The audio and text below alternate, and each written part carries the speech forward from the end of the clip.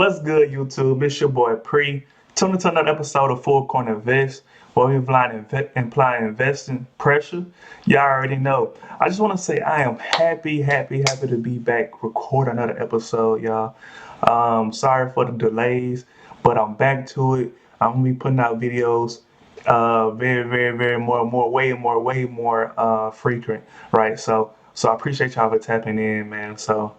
Before we get started today's episode, I want to get a straight shout out to iShockFit. Go check him out, y'all. If you're looking to change your body, you're looking to get in shape, check him out. He got a lot of good products and a lot of good nice things on there, man. And I'm even on one of his workout plans as well, and seeing a lot of great results. And can't wait to show y'all. Just wait. So now let's get into this episode. So this episode is called Recessions Are Blessings, right? In this episode, I just want to convince you. I'm convincing you. I'm convincing you to start investing right now. Get your plan together right now. And I'm gonna show you why. Don't listen to me. I'm gonna show you why.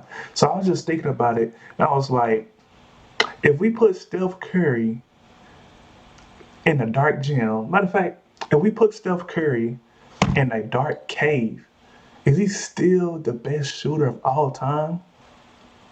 Everybody's gonna be like, yeah, he's just in a dark cave. He can't shoot in a dark cave. Okay, let's say gym. We put him in a dark gym. Steph Curry is still the best shooter of all time. I mean, Steph Curry is so cold. He still makes some in the dark, right? So he just cold like that. But he's still the best shooter in the world. He's just in an environment that affects his shooting percentage. He's still the best. It's just the environment that he's in would not allow him to shoot his same percentage as if the lights were on in the gym. Now, what's crazy is a recession is the same thing. Okay, this is how I see it. Let's say you take the best company ever. They make the best product that everybody wants, but it's a economy part. This company is in an environment where people don't have the money to buy their product. So even though it's the best company, best ran, best everything, best employees, they can't sell their products because people don't have money, right? So if people don't have extra money to buy their products, then that company suffer. Their earnings is not going up or it's not growing. And what's unique about the stock market is everything is really based off earnings, future earnings. And if something affects that, the performance of that company stock price get affected. So compared to when everybody have money, when nobody have money, it's less money out there and less people buying their products, the earnings go down. The earnings go down, that's like their shooting percentage go down. They're not effective. They're in a dark gym, right? So once we think about that, it give us an opportunity at the end of the day, but they still a good company. Steph Curry is still the best shooter.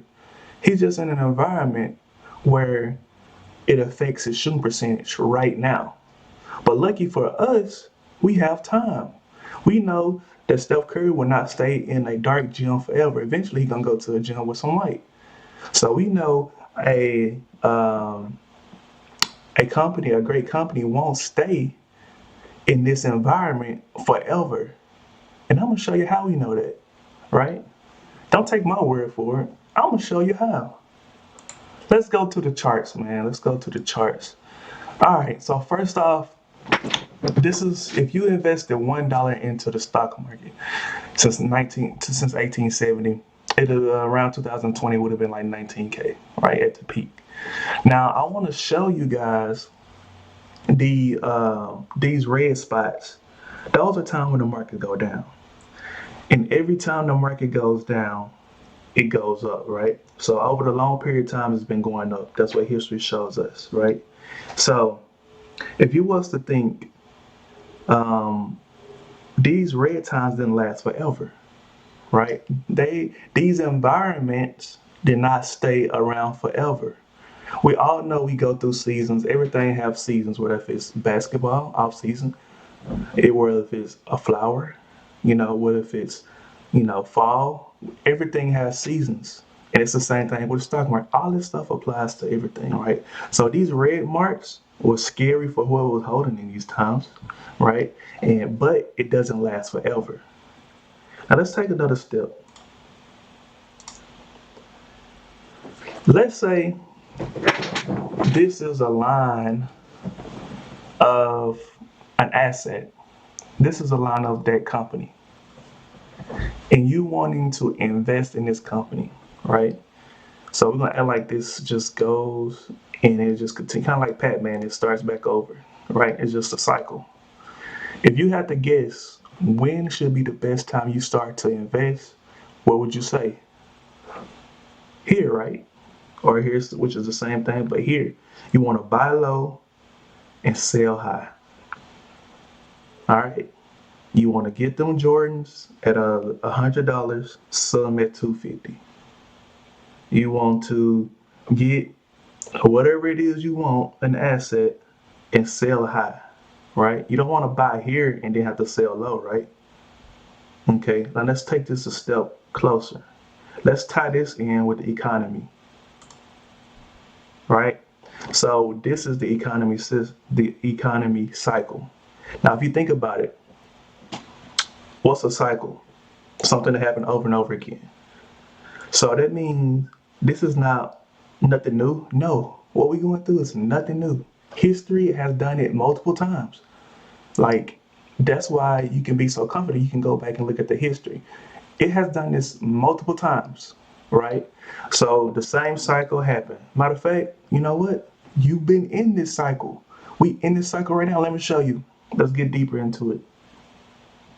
Okay, everybody remember COVID. They shut down everything. You couldn't even find toilet tissue. Like, they shut down everything.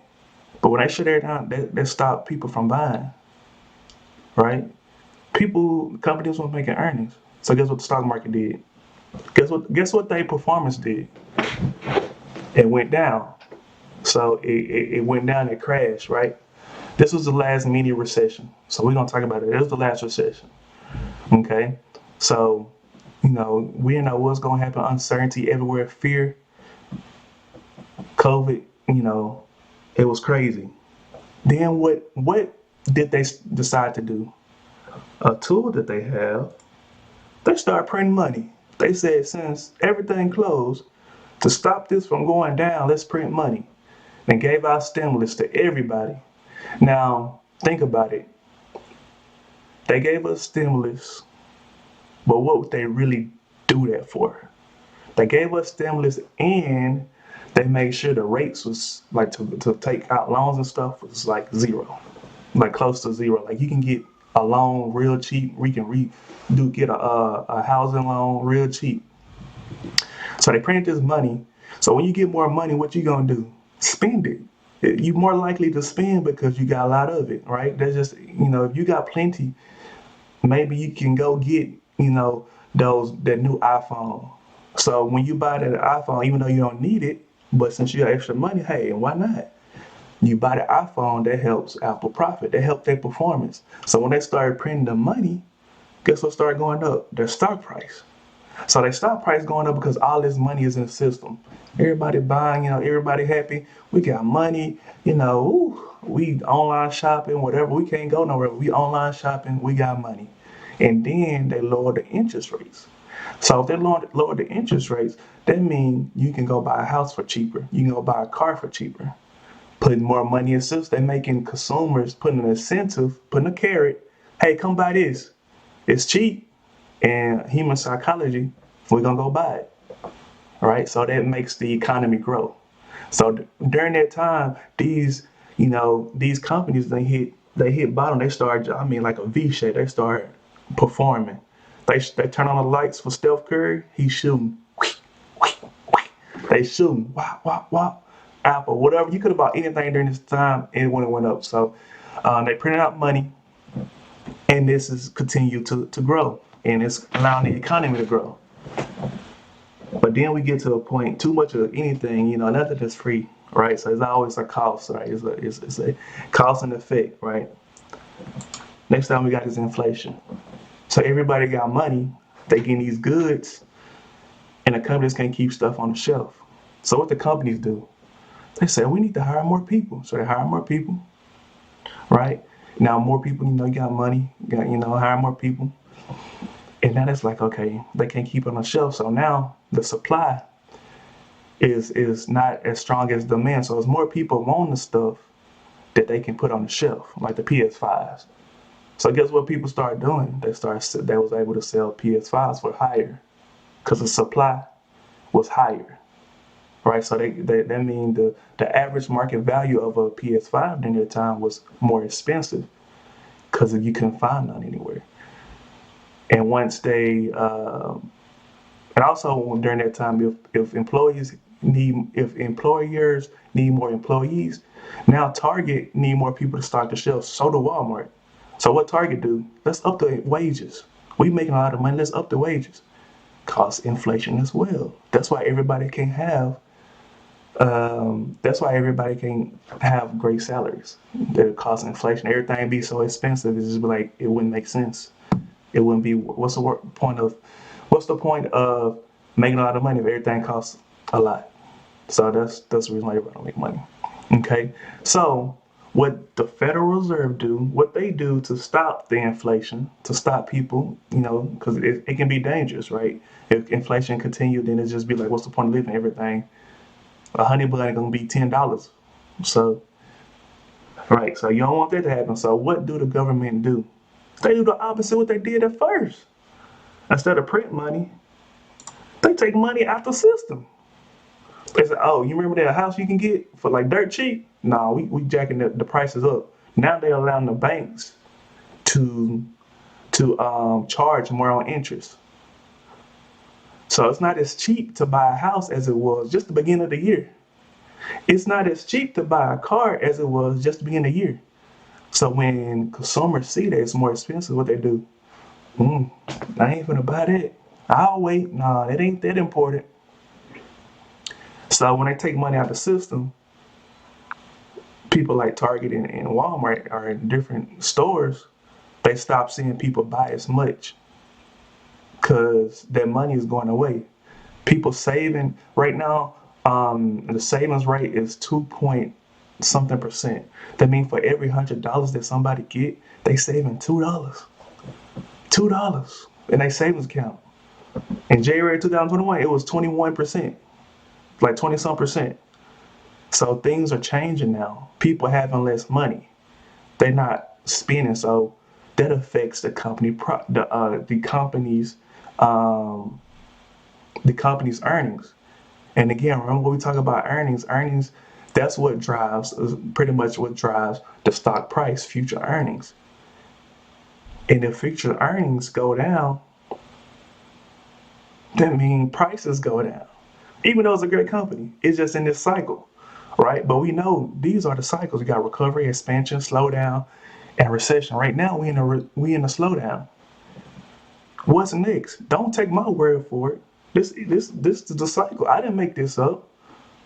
Historically, this is what happened next. They take money out the system. People can't buy much. So guess what? Companies not making as much. What the companies do after that when they're not making as much? You hear about layoffs. People start getting laid off, right? And the more people get laid off,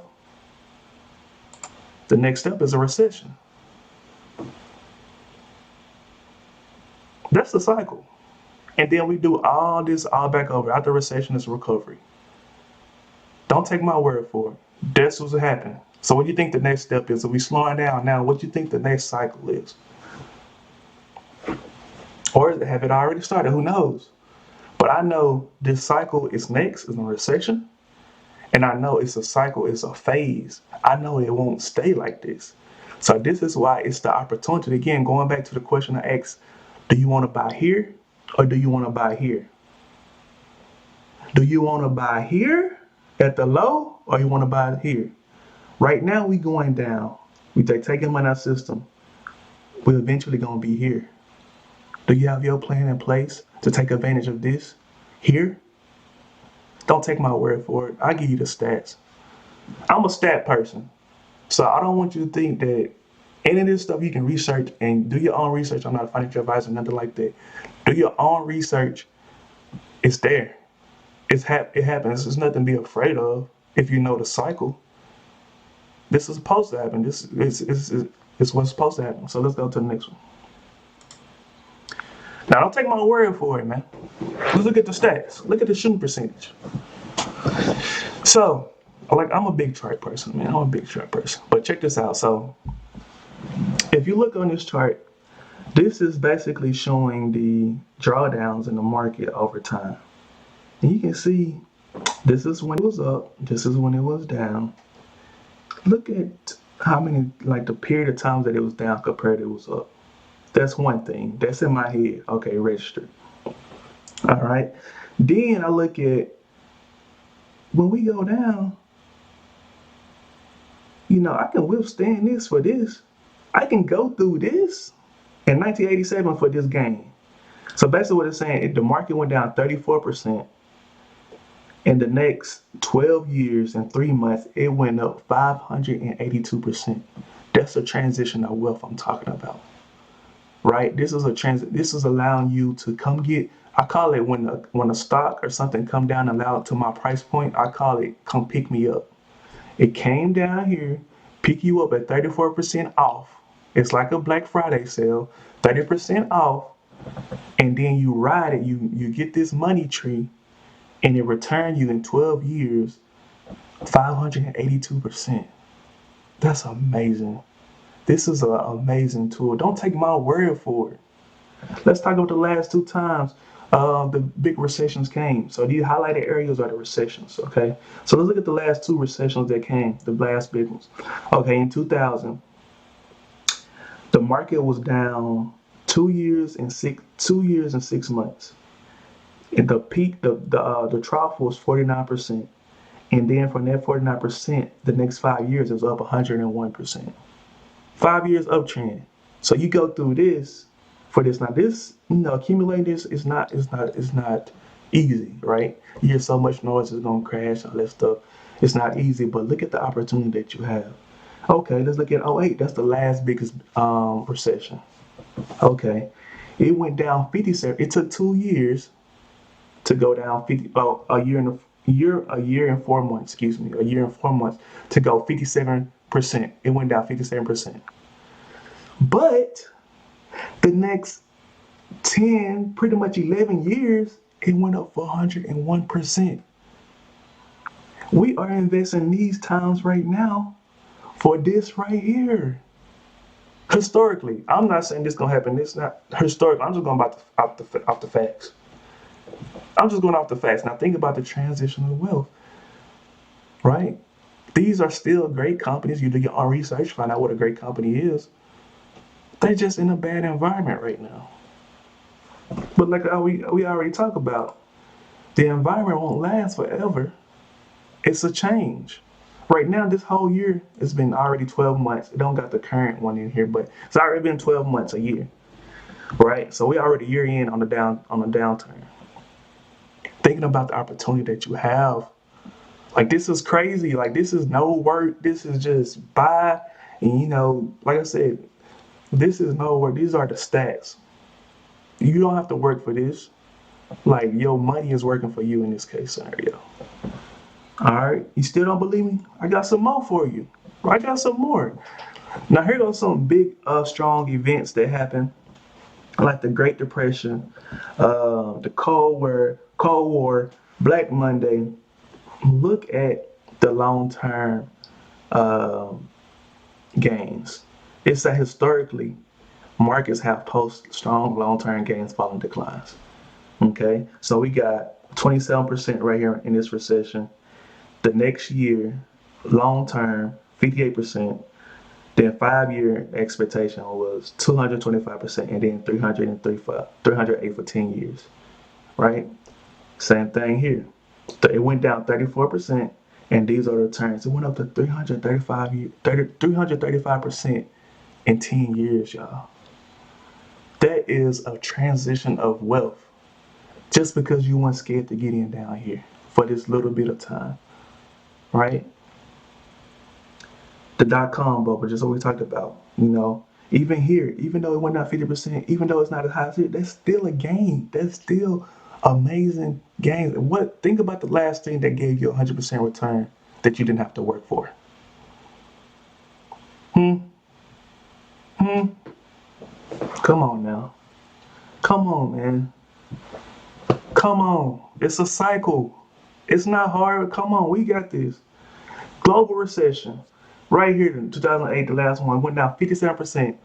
Okay, the next 10 years, 311%. Now think about your child when they get 10 years older. How much that'll be for them. Think about the things you'll be able to do with that type of return. And I'm not talking about what you make. This is what your money make. Every time you make money, it's an opportunity to have an employer. I mean, an employee, I'm sorry.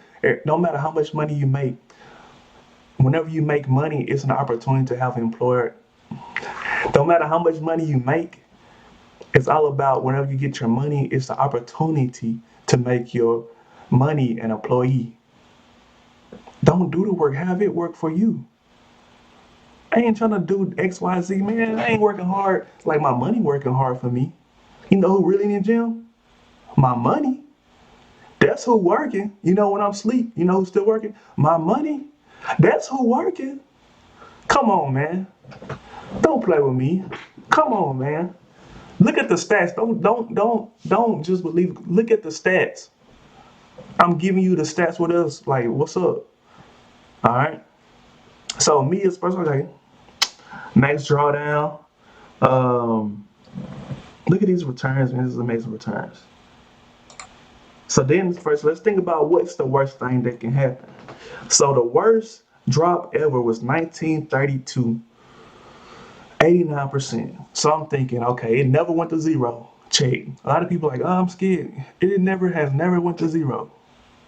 It has never went to zero. And honestly, I don't see it. This is just my personal opinion. I don't see it ever getting like this bad as in an 89% because now, back then, what we have now is where the government or the Fed, they will step in and print money. Like I told you, like with COVID, they'll print money to boost the economy. So they won't let it get down there. You know how many of the 1% own stocks? Like, I think it was a stat that says 10% of the wealthiest people own 89% of the stock market. I think it's something like that. Don't quote me, but it's something. It's an article that says something like that. But understand, if the market goes to zero, in the United States, everything will be wiped out. They don't want that. They want the economy to grow because the economy grow. People paying taxes. If people are paying taxes, there's money flow. So understand this, it's not going to zero. I mean, anything can happen, but the chance of that happening is very, very slim. So then I look at the others, okay? So I'm looking from a range between 30 and 50%. And what I'm thinking, if I can at least get in at those times, that'll be a great upside, right? And that's how you kind of got to view it. And that's how I keep on stressing this recession is a blessing because it allow you to build a base if you haven't started into this area and ride the next wave to the next slowdown. Once you understand the cycles, you understand what's to come. Then you're not fearful. If you're fearful, you haven't done enough research. I understand what comes next. I don't know when, I don't know exactly when, but I understand what comes next. So I am not fearful. I understand the next cycle is recovery. I understand the next cycle after slowdown. They want to slow things down to tame this inflation. The next thing is recession. So now you prepare yourself to execute. And on the next episode, make sure right now you go ahead and like, subscribe. The next episode, I'm gonna go in a deep dive into my idea, what I'm thinking about doing, and how I am trying to execute in this recession. This is my first recession investing.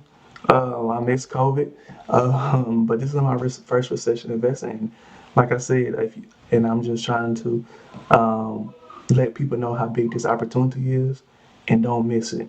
This is the transition of wealth. I know a lot of times we don't understand how great of opportunity certain stuff is or how this is. Don't be fearful. Do your research, understand what's at stake, and execute, right? And if you need somebody to help you and hold you accountable to that, join the Discord. That's what we're here for. You know, we are not the ones. We want everybody in the Discord want to see everyone win. We want to see everyone win and grow.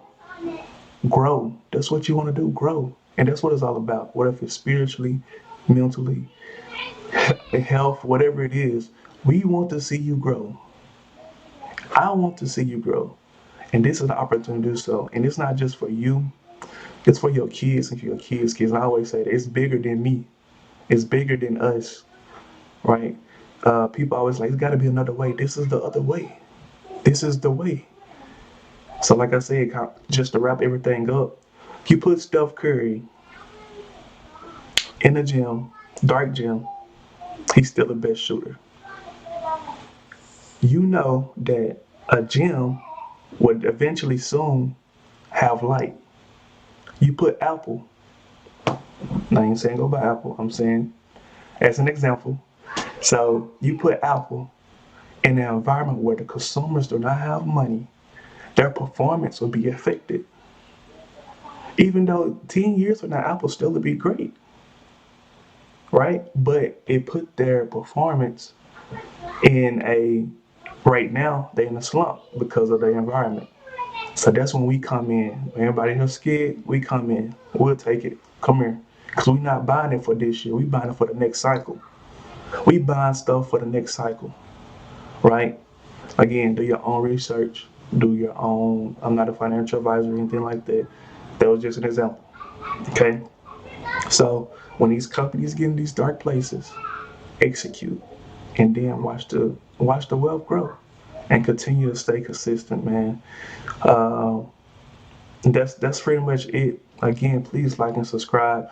A like and a subscribe goes a long way, man. I'm gonna start putting out more content. I want to break it down even better. Show people how to open up accounts and all that stuff. But be sure to like and hit the notification button. Follow us on Instagram, TikTok, on everything, Facebook. I appreciate the support, and let's apply pressure. That pressure. Hey.